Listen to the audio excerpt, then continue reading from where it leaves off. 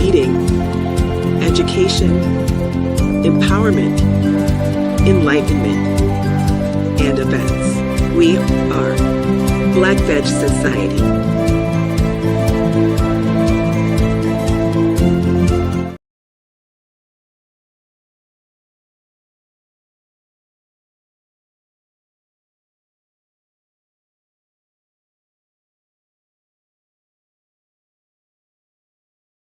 And cultures. Peace and blessing. Peace and blessing. You could have tuned in anywhere online today and you chose to be here with me. Give yourselves a round of applause. Let me do that for you right here. So funny. So if you're vegan, vegetarian, curious, or neither, or don't like labels, please put that in the comments. I'd like to know who is listening in, tuning in, who I am talking to, because today we're going to find our vegan soul through anchoring advocacy in spirit. And whether you're an advocate or not, because you might be an advocate for something else. Maybe it's not veganism, it could be, anything else that you're working on, civil rights, the food justice, human trafficking, whatever the advocacy is. This applies to everyone, but I'll be speaking in finding your vegan soul. Follow me on Instagram and Facebook at Naijha Speaks. Subscribe to my YouTube channel at Naijha Speaks. Today's show isn't going to be a lecture. It's not a lecture. It is a virtual connection. So let's make sure we're engaging and connecting if you can. So again, please comment whether you're vegan, vegetarian, a foodie, neither, or you just love eating meat. Make sure you put that in the comments. I want to speak about today how being grounded in your spirit, your spirituality, can anchor you in your advocacy. And when I say your advocacy, everyone's advocacy is different. Your advocacy is not the same as mine. And if you're not in the vegan movement, as I said, this still applies. It applies to any movement because spirituality is the foundation of our purpose and how we move, or I hope how you move. So it is universal. And I'm simply on a mission to help those find their inner vegan in their soul, because I believe everyone has vegan in their soul. Okay. So let's just take this moment. I just want to get a blessing for the animals and the plants and the environment. Yesterday it was hot here in Baltimore. It was like in the 90s, and we had a thunderstorm, and today is raining. So some folks may attribute that to climate change, the environment, and us vegans in the movement attribute it to eating a lot of animals, and the resources needed to feed those animals is affecting the environment, which is why we have all these shifts in the weather.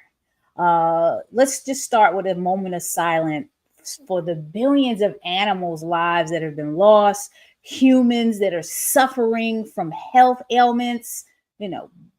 Blacks are the top of the list of health ailments attributed to diet, and for the earth holding on for its dear life. Okay, let's just give a moment of silence for all of that.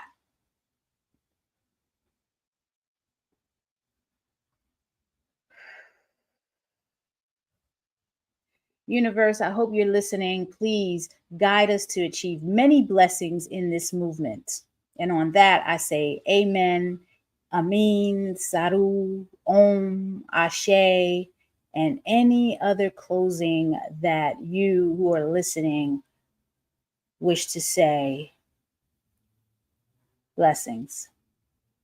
Now, I may not be the vegan educator, advocator, or activist that some of you out there may want me to be. I am who I truly am, and genuinely, I am who I am in my advocacy. Why? Because I am grounded in my spirituality, which is very important, extremely important to me. Because you got to understand in this advocacy, whatever you're doing in the movement, in whatever movements you're in, you are that individual person before anything. So I'm Naijha. I am Naijha before I'm vegan, and I am a woman before I am vegan. So all my women out there, you understand what I mean when I say you are a woman before anything. We have our own issues that we need to deal with. I'm also considered part of the collective of Black, Indigenous, and people of color, the BIPOC community before I am vegan. And then that's a whole nother layer of issues that we need to deal with. And then I'm a Pisces. So any of my listeners who are down with the astrology and the zodiac signs movement, I am a Pisces before I'm vegan. So there's a whole set of characteristics and layers to that. Okay. I hope if you've been listening to me for a while, you know what defines a vegan. But if not, we're going to use the American Vegan Society's definition of veganism. It is one who follows a philosophy and lifestyle that seeks to exclude, and a lot of times people miss this part right here, as far as possible and practicable, all forms of exploitation of and cruelty to animals for food, clothing, or any purpose. So this includes adopting a plant-based diet that excludes meat, dairy, eggs, and honey, as well as avoiding products like leather, fur, and items tested on animals. So veganism is a practice. A practice. What does that mean? That means it's not perfection. It's not perfection. Constant improvement, constant elevation. So it's a practice. So, and you're probably going to know where I'm going to end up with this, because a lot of times we have, as vegans, this stigmatism, the stigma of just being, irrational, radical, militant. None of that defines me as Naijha, as a human being, a living being, a being with feelings. Last week's show, I was on with a board member, secretary of board of Black Veg Society. We were promoting the Children's Veg Fest, and there was a group that came on. And I won't mention their name. If you want to find out about that, you can always look at that episode and find out what the conversation was. But something came across the screen in the comments, and I love comments. I appreciate comments because they encourage conversation and engagement. It said speciesism equals childisms. And I'm sure that came up because we are hosting a Children's Veg Fest this August in partnership with the Y of Central Maryland, the Weinberg Y location in Waverly. So yes, I am going to do a shameless plug about that. About the Children's Veg Fest. You can go to childrensvegfest.com to find out more information about that, the childrensvegfest.com. But so it just sparked an interesting conversation, because there was a couple of comments that was posted up that, said, what we should not be doing in the movement, and don't do that in the movement. And see, this is the very, very issue that we're having as a small percentage of vegans in the movement, because we're well under 5%. Totally under 5%. And we are infighting or badgering or just being belligerent to those that are in the movement, trying to educate and share the message. And this is what we shouldn't be doing. So I had to ban and delete and kick them out of viewing the session, which I didn't want to do, but this is not the energy that we have. We're promoting vegan soul. We're anchoring our advocacy in spirit, and all the negative energy, keep over there to other people, because it's just too much fighting, and not enough moving of the needle for people that want to claim to be vegan. Okay, so again, the foundation is who you are. A lot of people come in as who they are, whether they're racist, whether they're classist, whether they're elitist, whether they're color, whatever the issue is, they come in as that individual into this advocacy. And that's not what we're teaching here at Black Veg Society. At Black Veg Society, you coming as you are, and we're going to help you find that vegan soul, meeting you where you are on that journey. So I don't care if you're vegan, not vegan. We're going to love you all the same, because you have to be psychologically ready to be in this movement, or to be fully willing to eat no meat 7 days a week, 52 weeks of the year. So all the militant stuff needs to stop. Okay. That's why veganism is getting a bad rap. Okay. We have so many people, 95% or more of the population, that we need to educate and help along the ways in learning this philosophy. And even if it is just eating, because that still assists with less cruelty to animals. Okay. So whether you've been vegan for 20 years and coming in here to listen to what I have to say, your soul is in the right place. I'm not here to talk about animal rights, vegan food justice, or climate change. So I am not going to dive into any of that. If you want resources on that, there's plenty out there. You can start at blackvegsociety.org to tap in to some of those resources. What I am here to talk about is the spirit behind your advocacy, or behind these advocacies, in particular, the advocacy that I'm in, veganism, finding your vegan soul. So we have to be honest. Being an advocate in this world is exhausting. I'm totally exhausted. I've been doing this since 2016, when I met.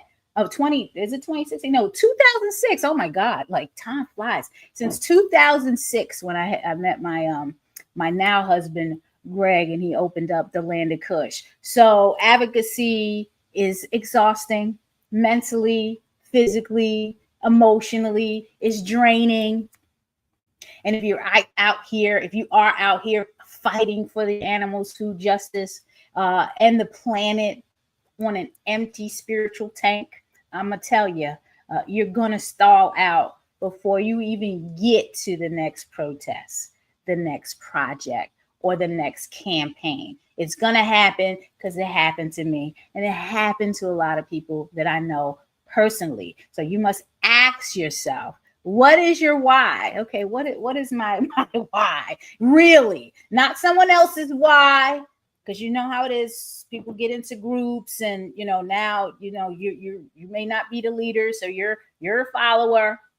Everyone's not a leader; they're followers. So what is your why? Not someone else's why. Yours. What's your purpose? Me personally, I got into this movement because I'm nice. I said there goes a bunch of people doing some great things. I'm nice, too nice sometimes. And no, not nice defined in our urban dictionary, like, yeah, I'm nice with this, I got awarded and stuff, recognized for this. No, not that nice. I'm actually nice, a nice, kind-hearted person, a people pleaser. And I stumbled across the vegan practice while looking for a way to reduce my cholesterol, and that's how I met my husband, Greg, and then we started this whole thing out. And the story goes like this. People were looking at us like we had 3 heads. Vegan soul food. Vegan soul food? Like, really? Vegan? You serious? Yeah, that's an oxymoron. Like, soul food has to be smothered in smoked turkey and ham in order for it to be real food. In order for it to be real food. That's funny. But we told them the soul isn't in the turkey or the pig. The soul is in the intention. Is your intention pure? And then when I digged a little deeper, I found out that one of our favorite artists, Erykah Badu, who my husband has been cooking for the past few years when she's near the area. They've contacted Land of Kush 3 years in a row for him to, do some chef it up, put his vegan soul into the food. Let me see if I can show this clip that I have. Not a clip. I just had this thing I want to show. Can y'all see? I don't even know if y'all can see this. We'll see. No, it's not showing it for some reason. But I had this clip that talked about Erykah Badu and her soul food. Let me see if I can get this in. Oh, there you go. See, that's what it was. I was hiding and everything. Let me get in the bottom. Okay, so this is Erykah Badu's views, and if you've seen it before, great. If you haven't seen it, I'm showing it to you now. Erykah Badu's views on this is basically that vegan food is soul food. Excuse me, hello. Vegan food is soul food in its purest form, okay? Because it aligns with pure intent and feeling the soul, okay? It's also a return to our ancestral traditional eating habits before industrialization. The mass killings of the chickens and the false impregnation of the cows, so you can get your milk that you shouldn't even be drinking, because we're the only mammals that drink another mammal's milk. Anyway, that's a whole nother show. So because it aligns with pure intent and feeding the soul, why she doesn't prefer any labels like plant-based over vegan or whatever. She doesn't want to label herself or subscribe to any type of organizations. So to avoid all of that organizational box in, prioritizing personal energy alignment. Okay. She also describes her diet as her way of putting the best gas into her body to maintain high energy. And sometimes I say this when I am talking at an event. I say, these folks got these high class, luxury, high cost vehicles, whatever you consider that to be, where you're pumping premium gas into it. But then you see them pull up into McDonald's. But do what you want with your money, because that's you. But doesn't it make sense to fuel your body with the best fuel that you can possibly get, in reason, and if you can access it, because we do have social economics out here. But if you have a luxury sedan where you're pumping it with premium gas, don't tell me all you could afford is McDonald's. But anyway, because I do it the other way around. I'm afford my food and then deal with my regular gas and get a car that, Anyway, she also frames plant-based eating as a return to traditional ancestral eating habits before. And I think I mentioned that already. She often promotes dishes like coconut collard greens, yeah, things like that. So that was interesting. An interesting note on Erica Badu. Anyway, advocacy. Back to that. Oh, we were talking about me and Greg. When we were opening up the Land of Kush, family, we had these nice little cushy jobs, and family was actually, well, not my family, my family, my mom is like, go what makes you happy, follow your heart, and if that makes you happy, then great. But I remember us talking at a dinner table about us leaving our cushy jobs at Verizon Wireless because that's where we met, and this was the height of the financial mortgage crisis. So 2008, going into 2010. And, so they were like, not in this economy, not in this economy. And the house that we were living in was going through foreclosure. So it was a really, really intense time. But because of our spirituality and because of our belief in the Most High, this is what we pray to. You pray, and prayer is nothing if there's no action behind it. So it's kind of like you feel the fear and then you do it anyway. So we press forward with it, and here we are. We're celebrating 15 years. 15 years of service at the Land of Kush, and I'm not going to say that it was easy, because it's like the stock market. It's up and down, up and down. We press forward, and we built the modern day ancient African civilization, what Greg dreamed it to be, right here in Baltimore City, to heal our people of health ailments and restore food justice.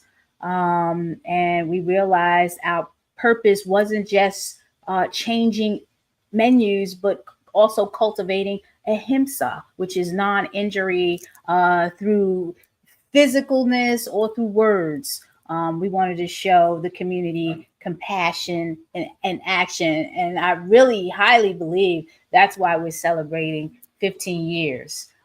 Because again, lots of ups and downs. The restaurant business, is any of my fellow restaurant tours out there, past or present, know that this type of business is not for the faint at heart. It is a blessing that we are still open, and every day our doors are open. It is a blessing. So I am definitely going to give an applause, because it's not easy. Definitely not easy. Operating a vegan business. I mean, there's just so many vegan businesses that have closed, especially food service ones. A lot of them, had to shutter during the pandemic. And calling this business the Land of Kush wasn't just a business move, because people associate Kush with marijuana, and that's that was intended, but it should not have been. The education is that Kush is an ancient African civilization in Nubia, in Egypt, a civilization along the Nile River. So when people ask that question, what is Kush, it gives us an opportunity to educate on ancient African history. What else do we have here? Yes, I mean, it's just a lot to cover. This whole advocacy thing. What else? Yeah, the compassion over killing and ahimsa. A couple of other important things that I wanted to bring across with the advocacy in spirit. How do you anchor it? Compassion is a muscle. You have to exercise it. I mentioned earlier that this type of advocacy can leave people burnt. Real advocacy is rooted in deep spiritual compassion for the person standing in front of you who doesn't know better yet. So it's not about badgering someone. I remember like someone was saying, anybody that eats meat is a murderer. My mom's not a murderer. My sister's not a murderer. Nobody in my family eating meat is a murderer. So just stop with the dramatization. Advocacy rooted in deep spiritual compassion for the person standing in front of you who does not know better yet. And it may not be their time to know better yet. You can educate them all you want, give them all the leaflets you want. That is where it starts. That is just planting the seeds and, allow them to grow. The vegan soul, when your ethics and your spirit are in total alignment, every plant-based and vegan meal becomes a non-violent communion with the creator's handiwork. So it is a prayer for a kinder world. Okay, every plant, so you can be vegan for the animals, you can be vegan for the environment, you can be vegan for health. I'm not going to allow people to tell me what I need to be vegan for. The vegan is for a kinder world, period, end of story. And that is the true vegan soul. How do you sustain the soul?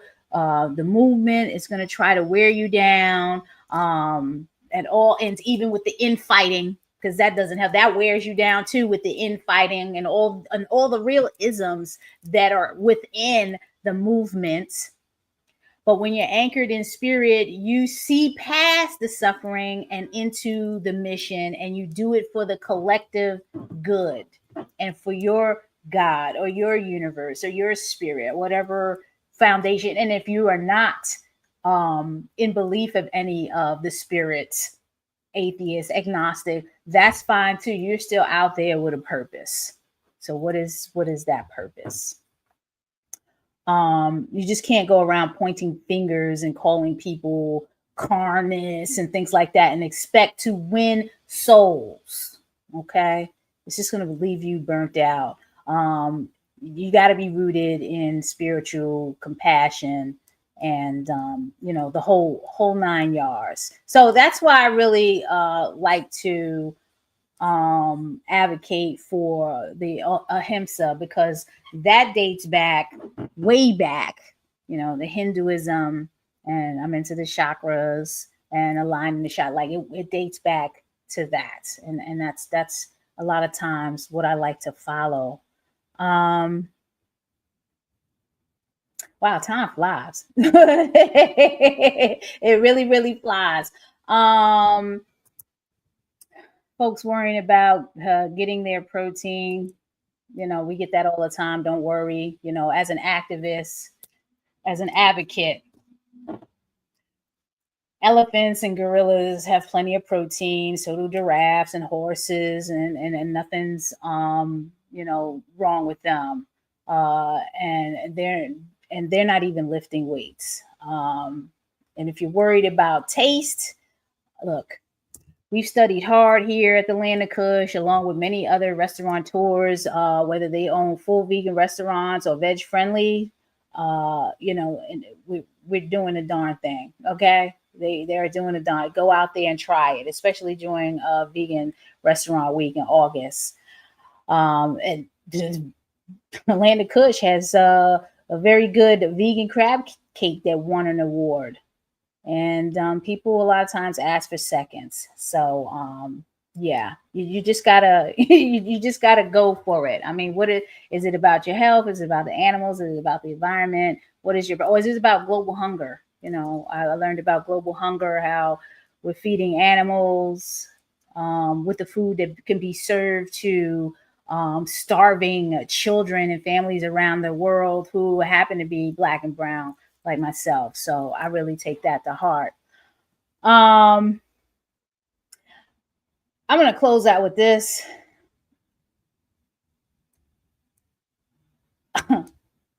I'm going to close out with this and just say, I can't bring up the actual wording, but I'm just going to close out with, this talk with the affirmation that my plate is my peace. So it starts on the plate. A lot of times when we're out there advocating, it starts with the food. Food is social.